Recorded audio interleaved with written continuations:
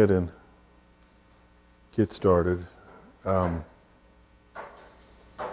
Last week we began looking at the study of Jonah, which, if you use the King James Version of the Bible to follow through, he's called Jonas, Jonas, same person, just a different translation of the name.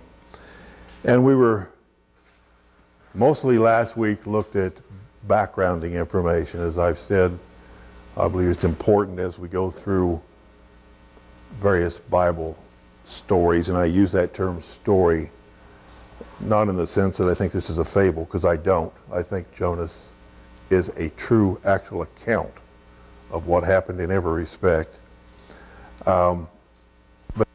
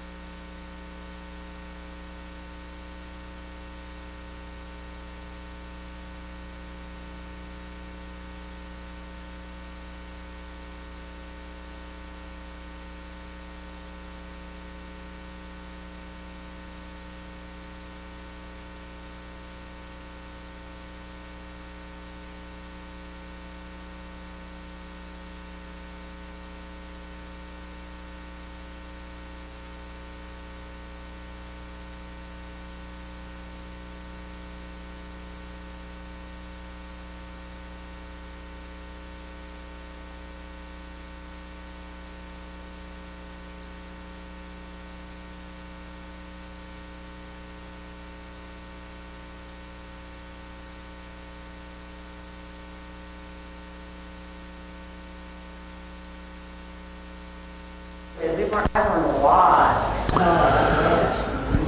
Okay. As I say that, yeah, a little bit. That a series on the ascendancy, and by the time of Jonah, Assyria is now controlling much of the Mesopotamia Valley, which is east of Israel. It would include parts of what we now know as Iraq, Iran, Turkey, and Syria. Not all of those areas, but parts of each of those areas it would have been controlling. And it is not a predominant world force yet, but it is probably equal with Egypt. Egypt is the big dog, so to speak, in the area. In fact, in the known world, Assyria is probably getting close to being equal with Egypt by this 8th century, when probably in the latter half of the 8th century, just a little bit after Jonah made some of his prophecies, and it was at the events that we're learning about here in the book of Jonah. He would have probably been before they kind of peaked out. In fact, they didn't actually peak out until the 7th century BC, when they actually overthrew Egypt and became the big dog in the whole area over there.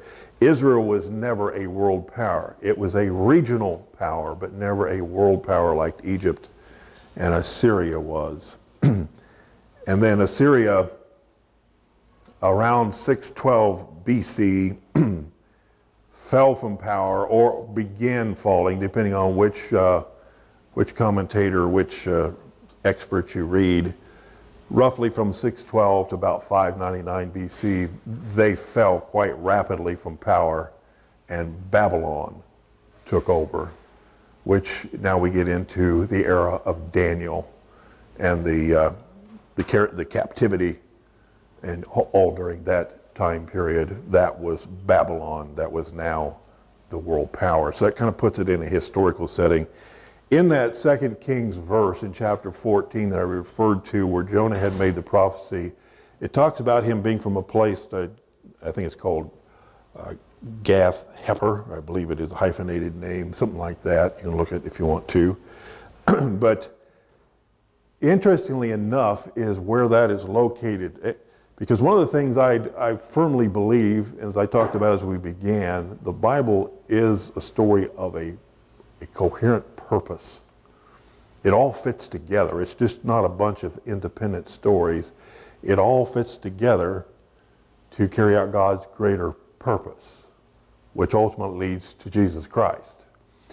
And one of the ways I think we need to study the Old Testament, because there's so many people think no need to study the Old Testament, it's just an old ancient history about a bunch of old Jewish people, and what's that to do with us as Christians? It has everything to do with us as Christians. As Nathan and Bruce and I were talking yesterday in men's prayer breakfast, if you don't understand the book of Genesis, you don't understand the Bible. You don't understand God's purpose. And the entire Old Testament points to the New Testament. In fact, the entire Old Testament points towards Jesus Christ, and which is the purpose of the entire Bible. And so it's important as we go through here to understand how each book fits within that purpose, but also as to why God would have inspired this to be written down and eventually be included in the Bible. How does it have relevance to us today? And I think one of the things that's important, or a couple of things important, Jonah is really a typecast or a foreshadowing pointing to Jesus Christ, because there's some similarities in what he does. He goes and he is put in the belly of a whale, which we'll get to, and then miraculously comes out of that. And Jesus Christ even uses that analogy himself in Matthew chapter 12, I believe it is, where he compares himself of what he is going to go through, his death, burial, and resurrection, to the story of Jonah. And so Jonah in some way is a Christ-like figure in that he's pointing to Christ. That's another thing to indicate that the story of Jonah is a true story, not a fairy tale as somebody would try to tell us. Why would Jesus himself equate what he was about to do, his death, burial, and resurrection, which is the most historic event in all of human history, to a fairy tale? And say, as Jonah spent 3 days in the belly of a whale, so shall the Son of Man. You know, he wouldn't have equated that to a fairy tale. He was equating it to a real event. And if we had no other evidence of the trueness of this event, that would be enough in that Jesus himself verified it. So it's important in that respect that it points to Christ, and we can see some parallels, but also we ought to be looking at, so how does it make any significance to me? How does it relate to me today? And this book does, because I think as we go through it, and hopefully we can lay that out as we go through, what are the significant principles here that apply to me as a Christian? Am I like Jonah? Is this nation like Jonah? And if so, what can I learn from his mistakes and what God would want me to be doing? And hopefully we can do that, because that's the purpose of studying this book, not just so you know a cute little Bible story. That's not the purpose. And we start with this location of where he was born in Gath-Hepher, which is located in the area known as Galilee, about 2.5 miles from the city of Nazareth. So in other words, he was born to and grew up in an area about 2.5 miles from where Jesus grew up, although in totally different time period. He in the 8th century BC, Jesus in the 1st century AD. But given the parallels of what he is going to go through and what Jesus went through, that Jesus made that parallel analogy himself, it's interesting that they originated 2.5 miles apart. And I think, I don't think that's any coincidence. I think that's part of how God puts things together. And so that is kind of the setting that we have of this Assyrian culture and what is going on during the time period when this book of Jonah takes place.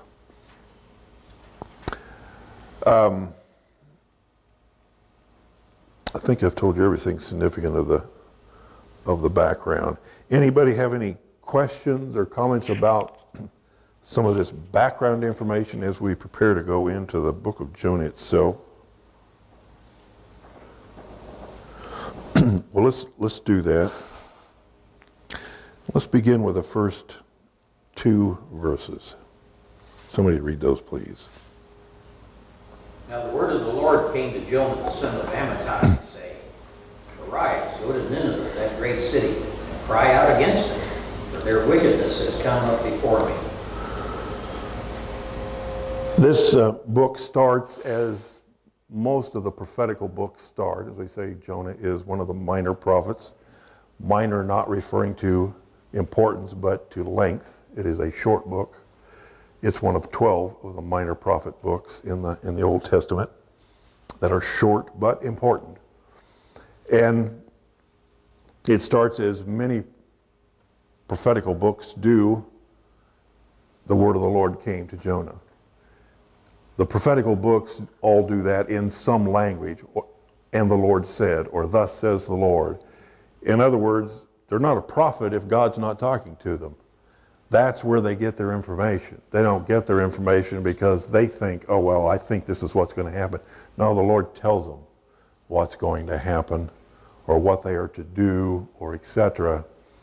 And then they are the kind of the intermediary between God and the people to then go tell the people as to what God wants them to know. As we talked about last time, the primary purpose of a prophet is to keep the Israeli people, who are the chosen people, the one through which this purpose is going to be carried out, this purpose of God, this bigger purpose of God, to keep them on track, and saying, nope, you're straying off track, and so I'm here to warn you that you're engaged in sinful activity, And as a result of that, there's going to be a judgment coming unless you repent and come back to the Lord. That's the primary duty of a prophet.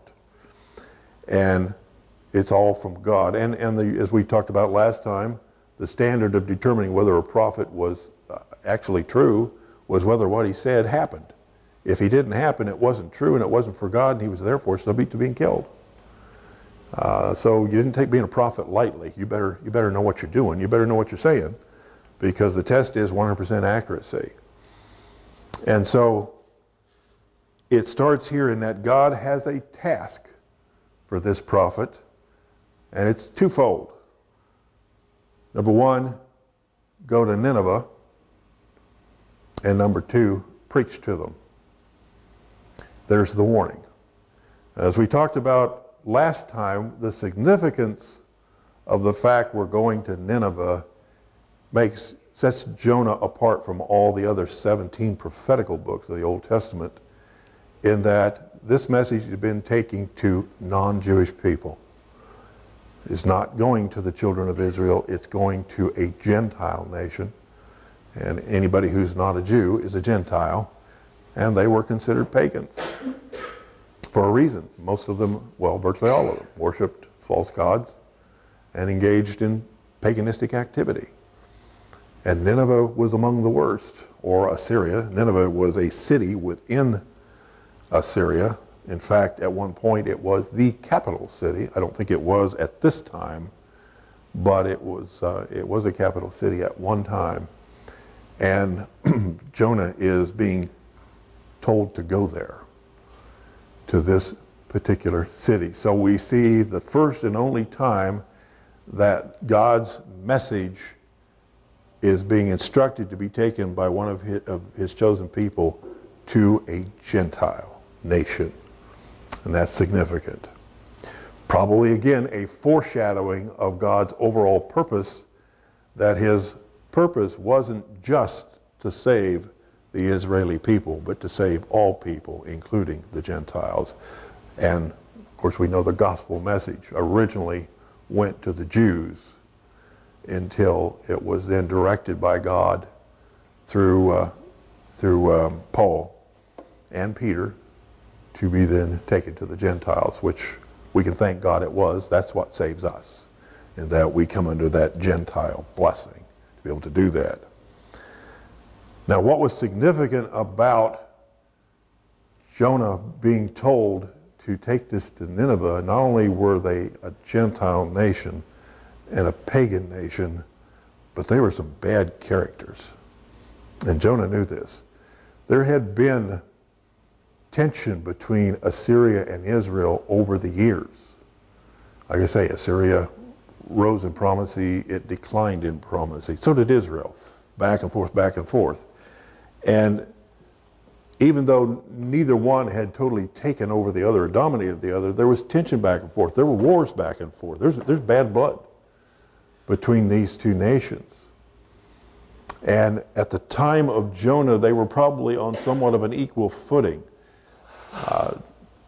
Israel had its ups and downs. It hit its heights of power and prominence and economic prosperity during the reigns of King David, King Solomon.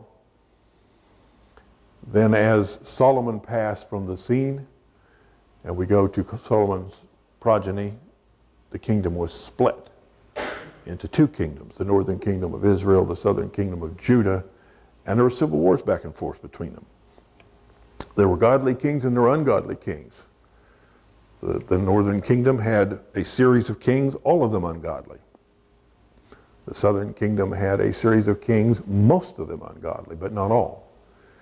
And they kind of waned in their power, Israel did. But by the time we get to Jonah, they had regained some of that economic prosperity. They were probably back to where they were at the time of, well, the most powerful, the most prosperous they'd been since the time of King David and King Solomon. And so was Assyria, was on the rise, and they were prosperous as well. And even though there wasn't wars between Israel and Assyria at the time of Jonah, There was tension between them because of the past bad blood and because they were both becoming economic powerhouses, and they lie side by side, the Assyrian Empire to the east of Israel. Everybody kind of knew at some point they're going to clash. It's just a matter of when, because both were wanting to expand. And if they were going to expand, they were probably going to expand into the other's territory. They all knew it was coming, but it hadn't come yet. And so that was part of this, what made this extraordinary. God is telling Jonah to take the message to Nineveh, what would probably be considered a sworn enemy of the Israeli people. And not only that, and not only was Assyria a pagan nation, it was a really pagan nation, and it was a brutal nation. It was the center of Baal worship.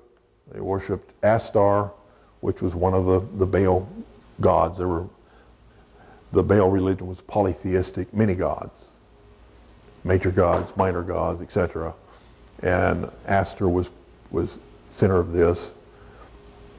And Nineveh particularly, Nineveh was the center of Ashtar worship. There was Ishtar, which was kind of the overall in the Assyrian Empire, but Nineveh was particularly Ashtar, the goddess of fertility. And there was lots of debauchery, and there was lots of things went on in Nineveh under that religion. But they also, Assyria overall was a brutal, brutal people. When they conquered, they just didn't defeat you. They ground you up and spit you out. If they captured people, there wasn't any of this honor. You know, we need to treat the nobility honorably and have exchanges here. No, they skinned you alive, and they would drape the skins over their walls.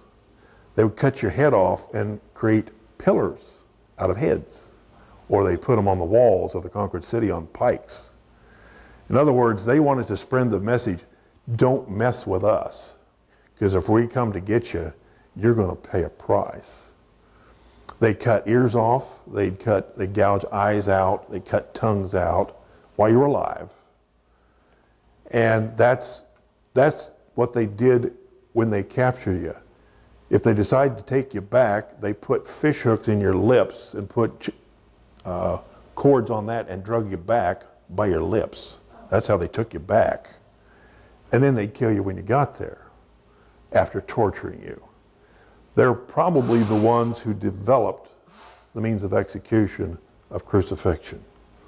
Romans perfected it, but the Assyrians probably are among the first to use it.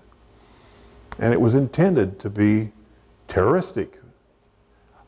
Do we see that today, where some try to use brutality to get their way? We call them terrorists. They were probably some of the original terrorists, although they were a nation, not just a group of people. But that was a message. The mafia uses the same type of tactics. Don't mess with us, because we'll do things nobody else would think of doing if you mess with us. It's intended to send a message, and that's exactly what they did to their enemies. Don't mess with us. You'll regret it. And so they did this. And so they were doubly hated by the Israelis, because the Israelis had some of this happen to them when they're captives and stuff. And so it became significant that Jonah was being directed to go to Nineveh, which was at this time a very prominent city in Assyria.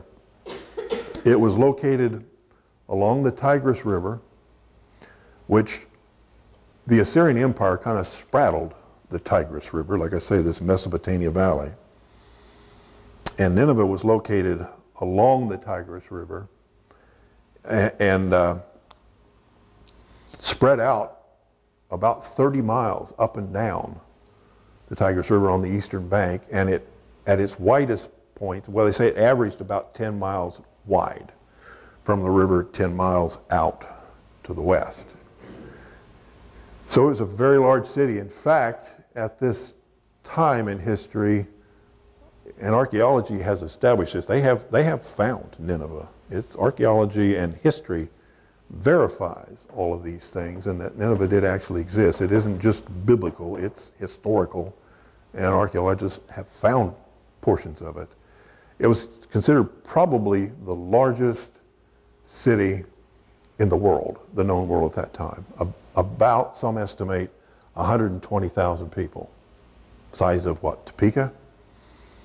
Would have been about their population, spread out more than Topeka, but about that size. In fact, turn back to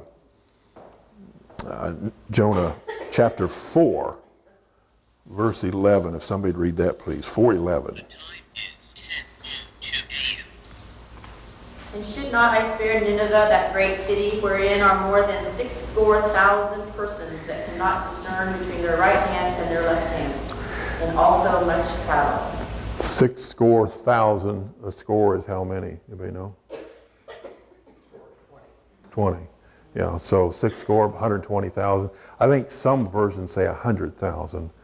But so the Bible itself puts them in that area, and archaeologists have confirmed it, that that's probably what they see in the archaeological ruins, is a very large city up in that 100, 120,000 range.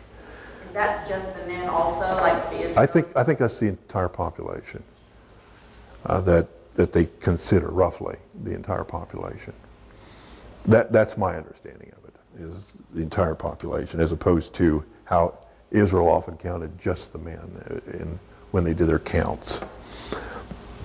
So it's a very large deal, and that's where he's being sent. So imagine that he's being sent to this area of these very barbaric, cruel people who have been sworn enemies of Israel for centuries, up and down, and they're now considered a political rival, just as if we would say go into Russia. I mean, we're considered a rival with Russia, and somebody was, of course, we have diplomatic relations, and I understand that, but being sent right to the heart of it, Moscow, to do something there. And probably even a better analogy is to, considering how cruel they were, in World War II, Nazi Germany, if a Jew was asked to go and witness to Berlin and to try to actually talk to Hitler, how difficult would that be for a Jew, knowing the history of what happened to the Jewish people in World War II as a result of Germany? That's just about what Jonah is being directed to do. And so it's significant, which has some implications on us as Christians. Is there anybody so lost as they're not worth our time? No. And if God directs us as he has, what are we under a directive from Jesus Christ shortly after his resurrection to do? What's one of our missions as Christians to do? Yeah, the Great Commission. And who did he say to take it to? Those you like? To the ends of the earth, to the whole world. In other words, he didn't say, to make any difference whether you like them or not. Take it to the whole world. And so, as a Christian group, and we're talking about the universal Christians, what lesson is that to us? We don't get to pick and choose who this message goes to. It goes to anybody, and nobody is beyond possible salvation. Now, there's always choice, and it's not my job to convert somebody. I can't do that. Only the Holy Spirit can. It's my job to take the message there. And what happens to it after that is between them and the Holy Spirit. Some will accept it, some won't, but it's my job to take it. And that has ramifications to us as individuals. Do I have any people that I maybe know and say, yeah, I'm not going to waste my time on them. They're really bad. This probably has some ramifications on that too, to say, no, there's nobody bad enough. Because remember, by God's bad is a human term. We like to characterize people good and bad. God's term is perfection. Unless you live an absolutely sinless life, perfect 100%, you deserve hell. So by God's standards, we're all bad. And I think that's what's being reflected here, is that there's nobody too bad for God's message.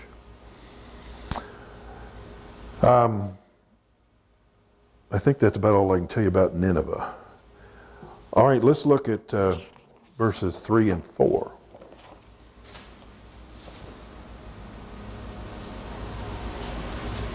But Jonah arose to flee to Tarshish from the presence of the Lord. He went down to Joppa and found a ship going to Tarshish, so he paid the fare and went down into it to go with them to Tarshish from the presence of the Lord.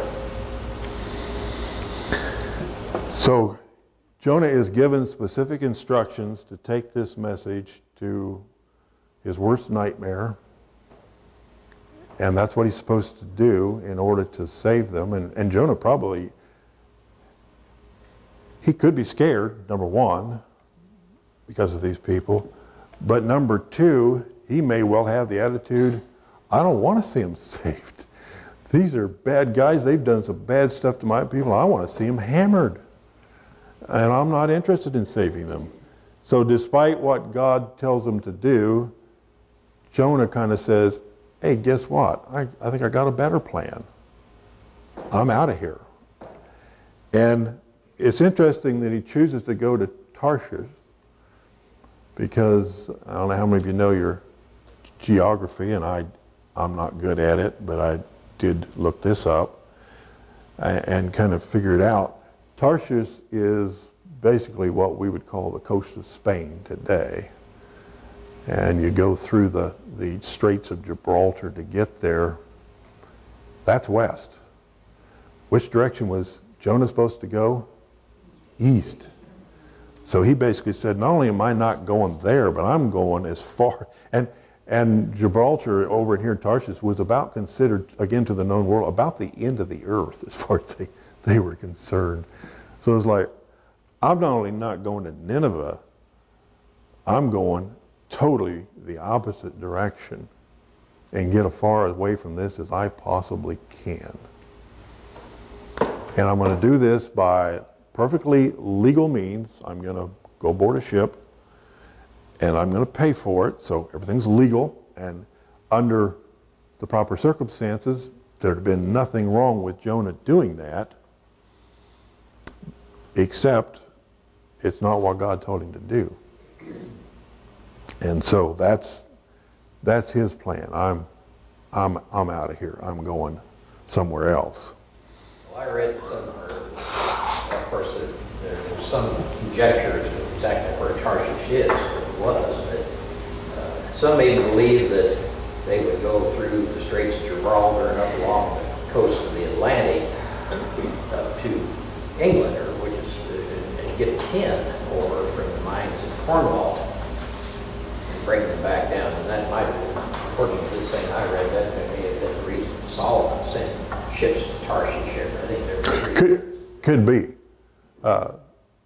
Wherever it was located, it was in the wrong direction. About as far away as you could get. And again, think of the ramifications on us. We may look at this story and say, well, that's fine, but what does a man being swallowed by a whale have to do with my life? Well, as we'll see, hopefully, it has a lot to do with our lives. Do any of us ever run from what God tells us to do? And do we often run in the other direction? Say, I'm going to get as far away from that as possible. And it may be perfectly legal, what we do. It may not be illegal. We're doing what we can do. We're doing it in a legal fashion, and we're using our own means to do it. And under the right circumstances, there'd be nothing wrong with what we're doing, except it's exactly the opposite of what God's telling us to do. And I don't know about you, but I know, unfortunately, I do that at times. And I guess it kind of comes down to what's right can still be wrong if it's done for the wrong reasons. It's wrong if God tells you, don't do it, here's what you should be doing. Then even if it's right under other circumstances, it's still wrong to be doing it. And that's the position that Jonah was in, of doing this. He was going his own direction. He was using his own means, his own money. And that's exactly what Satan wants us to do. Go to the opposite direction, justify it in your own mind by all sorts of things. Well, these are bad people, they're brutal people, they deserve to be punished. All sorts of good reasons. And Satan may even help you finance the deal. I'll provide the money, you can pay for it and do it absolutely legal. That's exactly what he wants us to do. And it's still wrong. But he wants us to do it because we're running away from God's will, what God would want us to do. Somebody asked me one time, what Bible character do you identify yourself with? I said, well, there are two, Jonah and the whale. I think I could identify with that. And probably all of us, you know, at various occasions in our lives can. I mean, it's not like we're always this or always that. There are probably times in our lives where we're Jonah too. We're being given a task and we're gonna head the opposite direction. And we're gonna think of all sorts of reasons to justify why that won't work. And, but if God is behind it and God has directed us, God just has to be sitting there tapping his foot, waiting for us to get done with all our excuses and all our explanations and all of our circumstances and say, I don't care.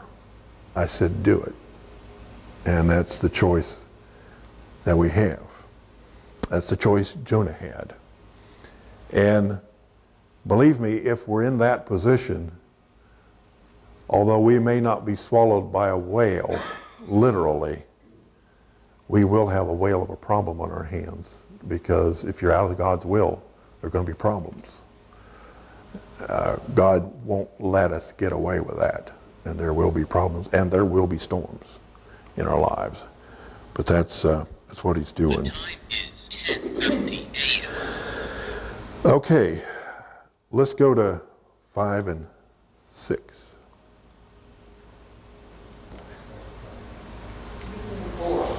Excuse me? 4 and 5. Did we not read 4 last time? Oh, I thought I said 3 and 4. Well, I'll go 4. 4, 5, and 6. How about that? But the Lord sent out a great wind on the sea, and there was a mighty tempest on the sea, so that the ship was about to be broken up. Then the mariners were afraid, and every man cried out to his God, and threw the cargo that was in the ship into the sea, to lighten the load. But Jonah had gone down to the lowest parts of the ship, had lain down, and was fast asleep. So the captain came to him and said, What do you mean, sleeper? Arise, call on your God. Perhaps your God will consider us, so that we may not perish. We may not get through all of that before time's up, but we'll get through some of it. God brings upon a great wind. Just as Jesus spoke to the storm and calmed it, he also has the power, and God has the power to create the storm. And sometimes that's the only way God will get our attention. The Old Testament is full of that, of the Old Testament people straying away from God, and God sending some sort of storm in their life, and it can come in any form, whether it's a storm of weather, storm, or whether it's a storm in our lives of circumstances, bad things happening to us. Sometimes that's what God does to get people's attention and say, it's literally, I think C.S. Lewis said, sometimes God uses bad things like a megaphone to be shouting at us, turn back. You're going the wrong direction. Now that's not to say all bad things that happen are the result of that. That's not to say that. There are other reasons for that. Can be multiple other reasons for that. Some our own fault, some not. But in cases where God is directing us to do something and we are resisting or heading down the wrong road or engaging in an improper activity, and let's face it, what Jonah was doing was sinful. There's many forms of sin. This is one of them. Disobeying, that's what sin is, disobeying God. He was being sinful, and God literally putting a storm in his life to shout to him, you're headed in the wrong direction. And look at the ramifications of it. It isn't just Noah that suffers, it's everybody around him that suffers. The heathens, I mean, they're heathens, these sailors, they're pagans, but they didn't do anything to cause this. So they're innocent victims. And even though he's the chosen one, the chosen people, and they're not, he's the one that's creating the storm, not them. God's not punishing them. He's punishing Jonah, and they're just being caught up in it. And of course, they're concerned, and so what do? Is immediately they go to prayer to their gods. And what's Jonah do? He goes to sleep. The true follower of the true God sleeps while the storm is raging, while the heathen is praying. That seem like a backwards scenario to you? Do we do that as Christians? Sometimes while the house is on fire all around us, the heathens know who to pray to, and yet we who have supposedly connections with the true God are doing absolutely nothing about it. We're asleep. And so we can sometimes do that as well. I'll pick up on that theme more next time because we're about out of time. We'll pick it up there. Anybody have any questions or comments with what we've covered so far? And I wonder why they tell this story to little kids like it's fiction and never say, God has so many lessons in it. They make it just a little... It kind of comes across like an Aesop's fairy, doesn't it? Fairy tale. I don't know. I mean, I said last time when I was a kid, I learned a lot of these stories, didn't have a clue as to how they fit into the bigger picture, or just thought they were a lot of disconnected stories, how they interconnected. I had no clue. Little kids Bible stories, hoping that they grasp some of it, but really just telling them the stories like a story so that they will remember it, and we can build on that then as they get older, because I don't think when they're really little. I think that's right. You got to start somewhere, and they're probably not old enough to grasp the really significant concepts. I will tell you from my experience that I can really identify with Jonah. God, I was raised in a Christian home and accepted Christ when I was 10. So God tried to talk to me through my younger life, and I didn't listen. And he tried to guide me into nursing, and I didn't get it that was coming from him. And when I was deathly ill in the hospital after Earl and I got married, God really got to me and said, look, I wanted you to be a nurse, and you didn't do what I asked you to do. I still want you to do that. And I still was trying to find all kinds of excuses. I'm not smart enough. I have 3 children. That I don't have time. It's costly and we can't afford it. All kinds of excuses. Well, when we moved from Kansas City, where there were places close to me where I could have gone to school, we moved up here when Earl's father died, and I thought, I'm off the hook. There's no way I can go to nursing school in Minneapolis, Kansas.